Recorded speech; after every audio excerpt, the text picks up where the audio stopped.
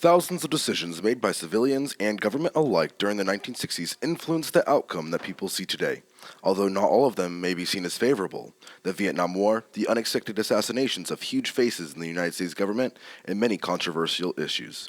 Many good things happened during that time era, however, so sit back, relax, and enjoy a low-budget, student-produced rendition of what's happening during the 1960s. Woodstock is a historical event known by the whole nation for being the most free-flowing, careless, and rebellious music and arts fair in the country's history. Over 400,000 Americans gathered in New York to experience this life-changing event. What's known as the hippie way of life is what attracted most people. At Woodstock, people were free to sing, dress how they chose, if at all, and to protest, all without judgment from each other.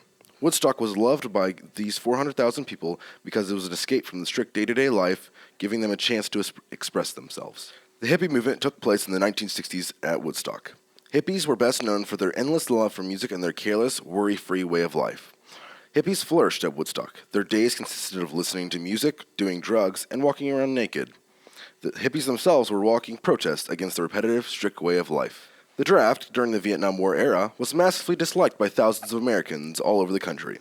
Many people burned draft cards, fled to Canada when drafted via underground railroad networks constructed by anti-war supporters, or even went AWOL during combat. At the peak of the anti-draft effort, 253 universities had written personally to the White House, describing what they were going to do if drafted. On top of that, most of the American people drafted were from middle to lower class households, driving a massive divide amongst the lower classes and the high classes, not also helping the war effort a bit. The Vietnam War is widely considered as one of the bloodiest, least accomplished wars in America's history.